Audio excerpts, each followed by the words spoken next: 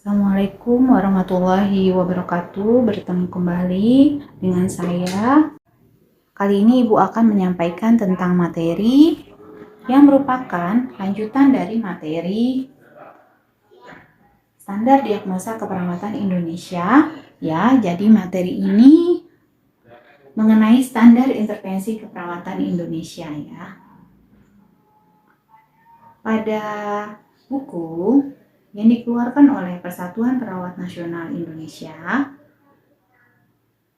terkait dengan standar intervensi keperawatan Indonesia, pada bab 3 ketentuan khusus dijelaskan bahwa panduan teknis penggunaan SIKI adalah sebagai berikut. Terdapat apa saja, yaitu definisi intervensi dan tindakan keperawatan, klasifikasi intervensi keperawatan, komponen intervensi keperawatan, dan penentuan intervensi keperawatan. Nah, di sini ya dijelaskan lebih dahulu tentang definisi intervensi dan tindakan keperawatan ya. Jadi intervensi dan tindakan keperawatan itu adalah dua hal yang berbeda ya. Mungkin ada juga yang mengenal dengan istilah intervensi dan implementasi keperawatan. Jadi sebenarnya mengarah ke sana.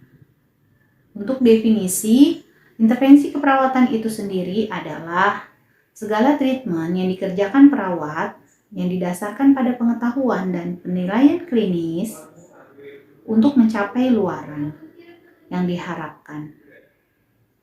Sedangkan untuk tindakan keperawatan adalah perilaku atau aktivitas spesifik yang dikerjakan oleh perawat untuk mengimplementasikan intervensi keperawatan. Terlihat di situ perbedaannya antara definisi intervensi dan tindakan keperawatan. Untuk klasifikasi intervensi keperawatan itu sendiri, ya pada dasarnya klasifikasi atau taksonomi ya. Sistem pengelompokan itu berdasarkan hierarki dari yang bersifat umum ke yang bersifat khusus ya. Jadi bersifat umum. Di sini dilihat dari 5 kategori. Sama seperti pengklasifikasian pada diagnosa keperawatan. Di sini juga sama, ada 5 kategori. Dari yang bersifat umum diarahkan ke yang bersifat khusus. Jadi dari masing-masing kategori ada subkategorinya sendiri-sendiri. Jadi di sini untuk fisiologis terdapat respirasi, sirkulasi nutrisi, dan cairan eliminasi, aktivitas dan istirahat, neurosensori, serta reproduksi dan sensualitas. Nah, untuk psikologis, di kategori psikologis itu terdapat nyeri dan kenyamanan, integritas ego, serta pertumbuhan dan perkembangan. Untuk kategori perilaku, terdapat kebersihan diri dan penyuluhan dan pembelajaran rasional. Terdapat interaksi sosial dan lingkungan, terdapat subkategori keamanan dan proteksi. Berdasarkan klasifikasi intervensi keperawatan, sistem pengelompokannya berdasarkan hierarki tadi yang sudah dijelaskan dari masing-masing kategori. Untuk fisiologi sendiri, kategori intervensi keperawatan ditujukan untuk mendukung fungsi fisik dan regulasi hemostasis. Ya, jadi di sini pada subkategori respirasi, ya contohnya itu adalah kelompok intervensi, memuat kelompok intervensi keperawatan yang memulihkan fungsi pernafasan dan oksigenasi. Untuk sirkulasi, memuat kelompok intervensi yang memulihkan fungsi jantung dan pembuluh darah. Untuk nutrisi dan cairan, memuat kelompok intervensi yang memulihkan fungsi gastrointestin, metabolisme dan regulasi cairan elektrolit. Untuk subkategori eliminasi, memuat kelompok intervensi yang memulihkan fungsi eliminasi PK dan urinaria. Aktivitas dan istirahat memuat kelompok intervensi yang memulihkan kategori muskuloskeletal, penggunaan energi, serta istirahat dan tidur.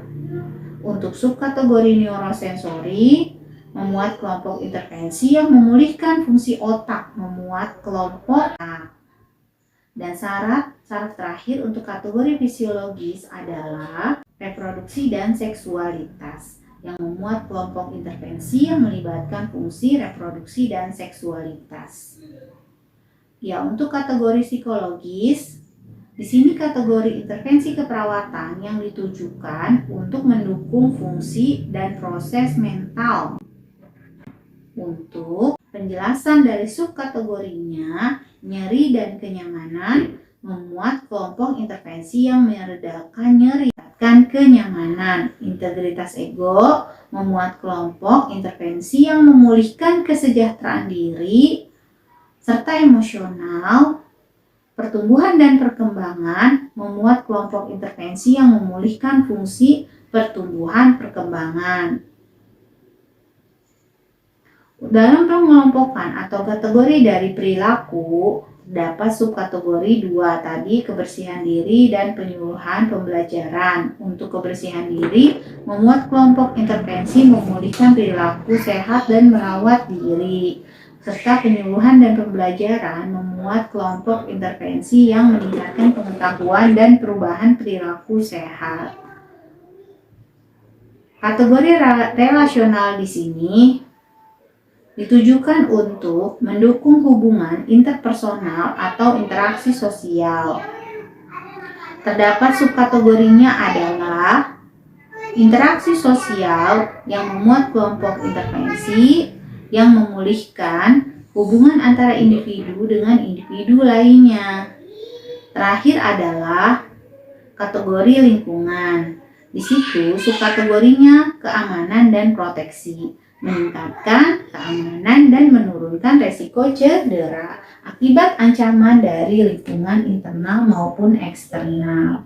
Bagaimana mengklasifikasikan intervensi keperawatan? Ada beberapa hal yang perlu diperhatikan. Jadi dalam hal ini adalah aturan khusus pada klasifikasi intervensi keperawatan. Aturan khusus itu apa?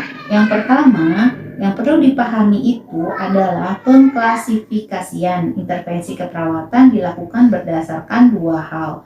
Dua hal itu apa? Analisis kesetaraan atau similarity analysis dan penilaian klinis atau clinical judgment.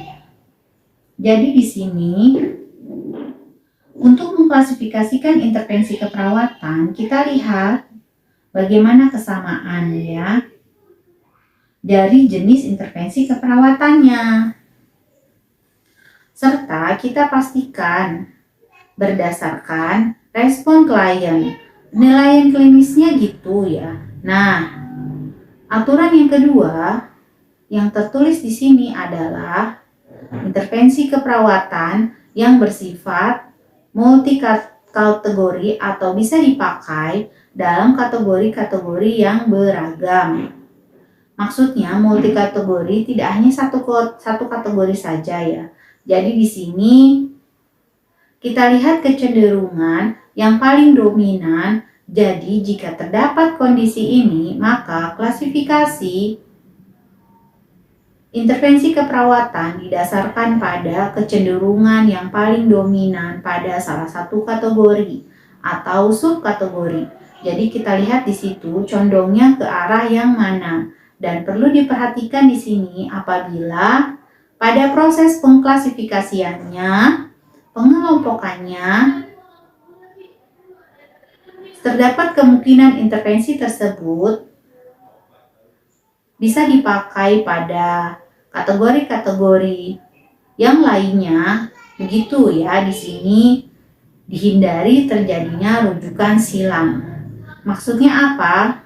Jadi satu intervensi cukup terdapat pada satu kategori. Diagnosis saja ya, satu kategori atau kelompok intervensi saja. Gitu ya. Jadi di sini harus diperhatikan dalam rujukan silang ini atau istilahnya dengan cross referensi, sehingga setiap satu intervensi keperawatan hanya diklasifikasikan ke dalam satu kategori atau subkategori. Nah, aturan ini bersifat simultan ya, saling berpengaruh satu sama lainnya. Jadi perlu diperhatikan dalam pengklasifikasiannya ya. Kemudian selanjutnya di dalam intervensi keperawatan itu sendiri ada komponen atau bagian-bagian yang menjadi lingkup dari intervensi keperawatan, yaitu apa saja? Ada label, definisi dan tindakan. Nah, di sini menjadi bagian dari intervensi keperawatan ya, atau standar intervensi. Jadi, standar intervensi itu terdiri dari 3 hal tersebut. Nah, di sini untuk istilah label ya dikenal dengan nama dari intervensi keperawatan yang merupakan kata untuk memperoleh informasi terkait intervensi tersebut. Ya, jadi di dalam makna itu ada yang dikenal dengan istilah deskriptor atau penjelas, sama dengan pada diagnosis keperawatan ya, di situ juga ada deskripsi penjelasnya. Penjelas di sini nanti akan dijelaskan pada slide berikutnya. Sama yang perlu dipahami bahwa di dalam label itu sendiri terdiri atas satu atau beberapa kata yang diawali dengan kata benda, bukan kata kerja yang berfungsi sebagai deskriptor tadi. Nah, untuk komponen yang kedua itu adalah definisi dari intervensi keperawatan. Definisi ini merupakan komponen yang menjelaskan tentang makna dari label intervensi yang juga diawali dengan kata kerja. Jadi beda di situ. Kalau label terdiri dari deskriptor yang terdiri dari kata benda atau non ya, gitu ya. Jadi diawali dengan kata kerja berupa perilaku yang dilakukan oleh perawat ya, bukan pasien. Jadi di sini yang menjadi pelakunya itu adalah perawat. Apa yang dilakukan oleh perawat? Untuk tindakan itu, bagian dari komponen intervensi keperawatan apa? Tindakan itu sendiri adalah rangkaian perilaku atau aktivitas yang dikerjakan oleh perawat untuk mengimplementasikan intervensi keperawatan yang sudah direncanakan.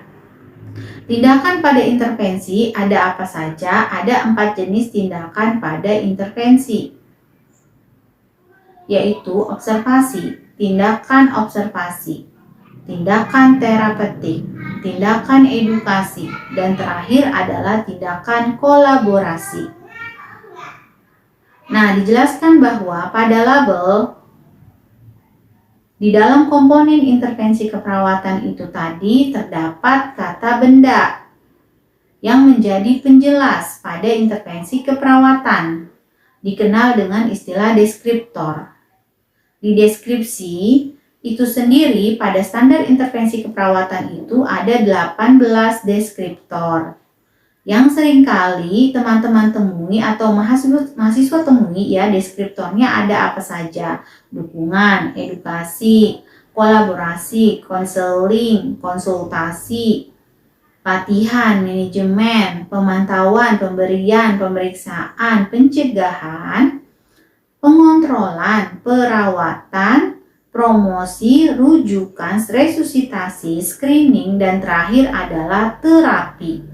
Nah, di dalam deskripsi tadi ya, masing-masingnya memiliki definisi atau makna ya, sehingga menguatkan menjelaskan intervensi ya, kata kerja yang mau dilakukan. Nah, untuk komponen tindakan keperawatan tadi ya, kita ingat kembali bahwa di dalam tindakan keperawatan, tindakan pada intervensi keperawatan itu tadi ada 4 tindakan. Di sini dijelaskan bahwa komponen ini merupakan rangkaian perilaku aktivitas yang dikerjakan oleh perawat untuk mengimplementasikan intervensi. Nah, apa saja yang dilakukan pada keempat tindakan keperawatan tadi? Tindakan observasi, apa yang dilakukan oleh perawat? Nah, di dalam tindakan observasi di sini, tindakan yang ditujukan untuk mengumpulkan dan menganalisis data status kesehatan pasien. Tindakan ini umumnya menggunakan kata-kata periksa, identifikasi, atau monitor. Dianjurkan menghindari penggunaan kata kaji. Nah, ini kan yang seringkali dulu ya, mungkin menggunakan literatur lama ya. Nah, di sini dihindari karena serupa dengan tahap awal pada proses keperawatan dan membuat rancu. Jadi di sini harus dihindari. Dengan tindakan keperawatan yang merupakan tahap pasca diagnosis ya, sementara pengkajian merupakan tahap prediagnosis. Prediagnosis dengan pasca diagnosis, jadi penggunaan kata kaji membuat hal ini menjadi rancu. Yang seharusnya intervensi keperawatan itu adalah hal yang menggambarkan pasca diagnosis gitu ya. Ya, tindakan terapeutik. Di sini bermakna bahwa tindakan yang secara langsung dapat berefek memulihkan status kesehatan tubuh pasien atau dapat mencegah perburukan masalah kesehatan pasien. Tindakan ini umumnya menggunakan kata-kata berikan, lakukan, dan kata-kata lainnya. Jadi di sini tindakan yang dilakukan oleh perawat yang bisa berefek berdampak langsung dalam pemulihan status kesehatan pasien. Untuk tindakan edukasi, gambarannya itu adalah bagaimana seorang perawat itu mampu meningkatkan kemampuan pasien merawat dirinya dengan membantu pasien memperoleh perilaku baru yang dapat mengatasi masalahnya. Jadi di sini meningkatkan kemampuan pasien itu identik dengan meningkatkan kognitif ya. Dalam hal ini penggunaan kata-katanya itu adalah ajarkan, kemudian anjurkan atau latih. Nah, terakhir, komponen tindakan keperawatan adalah tindakan kolaborasi. Ya, dan tindakan yang membutuhkan kerjasama baik dengan perawat lainnya maupun dengan profesi kesehatan lainnya. Tindakan ini diperlukan pengetahuan dan keterampilan. Kenapa ya? Karena di dalam melakukan kolaborasi, ya di sini perawat harus berinteraksi dengan perawat lainnya atau tenaga kesehatan lainnya, sehingga di sini kiranya pasien memerlukan penanganan lebih lanjut. Tindakan ini umumnya menggunakan kata-kata kolaborasi, rujuk, atau konsultasikan. Untuk penentuan intervensi keperawatan ini yang perlu dipertimbangkan di dalam hal menentukan intervensi keperawatan, apa yang tepat, kenapa? Karena pada buku standar intervensi keperawatan Indonesia, ya banyak sekali referensi atau rujukan dalam menentukan intervensi keperawatan pada masalah keperawatan pasien kita ya. Dengan banyaknya pilihan alternatif intervensi keperawatan, seorang perawat harus mampu menentukan intervensi keperawatan apa nih yang tepat untuk kondisi pasien kita. Jadi tidak semua intervensi yang ada di dalam rujukan gitu ya, yang ada di dalam buku atau di dalam literatur itu bisa kita pakai atau terapkan pada pasien kita. Jadi ada pertimbangan-pertimbangan lebih dahulu oleh perawat dalam menentukan intervensinya.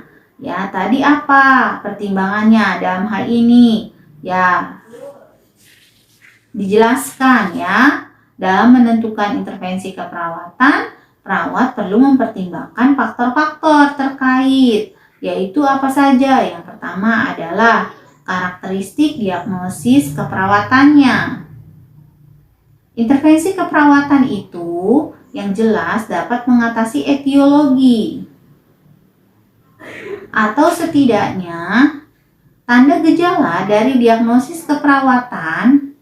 Ya, jadi kalau misalnya diingat kembali materi diagnosis keperawatan, standar diagnosis keperawatan Indonesia, materi saya terkait hal tersebut, dilihat bahwa pada saat perawat menegakkan diagnosis itu, salah satunya untuk diagnosa aktual harus dilengkapi dengan tanda dan gejala.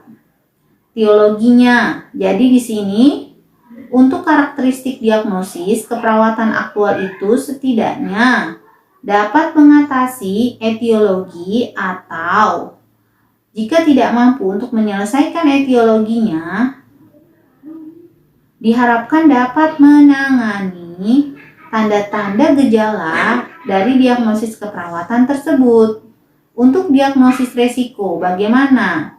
Bu, untuk diagnosis itu, intervensi keperawatan itu diarahkan untuk mengeliminasi atau mengurangi faktor resikonya. Begitu ya, itu salah satu komponen atau faktor yang harus diperhatikan dalam penentuan intervensi keperawatan. Kemudian faktor yang lain itu adalah luaran. Jadi perawat itu harus mempertimbangkan luaran apa yang ingin dicapai, sehingga intervensi keperawatan yang dipilih tepat sesuai dengan luaran atau outcome keperawatan yang diharapkan. Hasil akhir yang diharapkan setelah intervensi diberikan, jadi ada kesinambungan antara hasil yang ingin dicapai dengan intervensi yang direncanakan serta implementasi yang diterapkan. Faktor yang lain itu adalah yaitu kemampu laksanakan intervensi keperawatan. Jadi dalam hal ini perawat juga harus mempertimbangkan terkait apa? Waktu ya. Berapa lama perawatan yang dilakukan? Terus kemudian juga staf atau tenaga, kecukupan tenaga.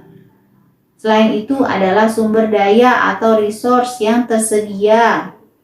Jadi realistis dengan kondisi yang ada. Gitu ya, kita boleh berpikir besar, tapi dalam hal penerapan intervensinya tetap sesuaikan dengan kondisi yang ada di rumah sakit atau di lahannya yang tersedia, gitu ya. Faktor yang lainnya adalah kemampuan perawat. Nah, ini hal penting lainnya yang harus dipertimbangkan. Kenapa? Dalam melakukan atau merencanakan intervensi keperawatan, perawat sendiri harus memiliki rasionalisasi dan juga kemampuan psikomotor. Jadi ketika menentukan intervensi, kiranya perawat tersebut atau timnya mampu tidak untuk melakukan intervensi tersebut. Misalnya di sini intervensi keperawatan yang memerlukan pengetahuan dan keterampilan khusus. Seperti apa? Di antaranya adalah manajemen alat pacu jantung, manajemen ventilasi mekanik, terapi acupressure. Nah, di sini kan perlu kemampuan tersendiri. Kemampuan yang lebih spesifik pada intervensi tersebut, jadi di sini perlu dipertimbangkan terkait kemampuan perawat. Kemudian faktor yang lainnya adalah penerimaan pasien. Penerimaan pasien ini penting kenapa? Karena pasien selaku objek dari intervensi keperawatan. Dan ini kan bersifat dua arah, ya. Jadi perlu ada keterlibatan aktif dari pasien dan keluarga. Jadi artinya intervensi keperawatan ini bisa dilakukan, bisa diterima oleh pasien dan keluarganya. Sesuai nggak dengan nilai-nilai yang dia yakini? Budaya-budaya yang dianut gitu ya. Jadi tidak melanggar. Kemanusiaan dalam hal ini ada nilai dan budayanya. Terakhir, faktor yang menjadi penentu intervensi keperawatan itu adalah hasil penelitian. Jadi, hasil penelitian ini atau dalam keperawatan dikenal dengan evidence-based nursing. Jadi, ini adalah bukti penelitian yang akan menunjukkan efektivitas intervensi keperawatan pada pasien tertentu. Jadi sudah diuji coba terlebih dahulu pada kelompok-kelompok pasien tertentu dan memang ada bukti ilmiah bahwa intervensi tersebut dirasa efektif ya, berpengaruh untuk mengatasi masalah kesehatan yang dialami oleh kelompok pasien tertentu. Jadi di situ ada bukti penelitian. Nah, skema faktor penentuan intervensi keperawatan di sini digambarkan di dalam skema diagnosis keperawatan. Di dalamnya terdapat hasil yang diharapkan atau dikenal dengan istilah luaran.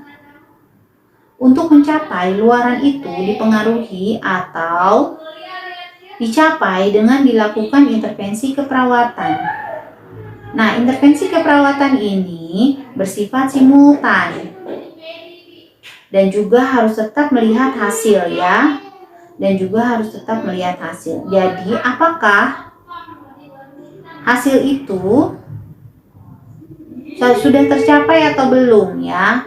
Dan intervensi keperawatan ini tetap dilakukan atau dimodifikasi atau dilakukan intervensi keperawatan lainnya untuk mencapai hasil yang diharapkan. Jadi di sini mungkin ya gambarannya itu kenapa panahnya menjadi dua arah seperti itu. Jadi di sini dia sangat dinamis gitu ya, gambarannya dinamis. Nah, untuk intervensi keperawatan sendiri tadi ada faktor-faktor yang menentukan, salah satunya adalah evidence based nursing atau bukti penelitian ilmiah di situ, dan juga ada kemampuan laksanaan intervensi, penerimaan pasien, kemudian juga ada kemampuan perawat. Jadi sebenarnya skema faktor penentuan intervensi keperawatan yang tadi menjelaskannya itu 6 skema tadi gambarannya seperti ini ya. Untuk hasil penelitian itu yang menjadi salah satu faktor. Tapi yang lainnya itu bisa bersifat dinamis. Jadi bisa berubah sesuai dengan kondisi yang ada. Jadi kita tinggal memilih mana nih yang cocok, interaksi yang cocok pada diagnosa keperawatan yang sudah kita tegakkan.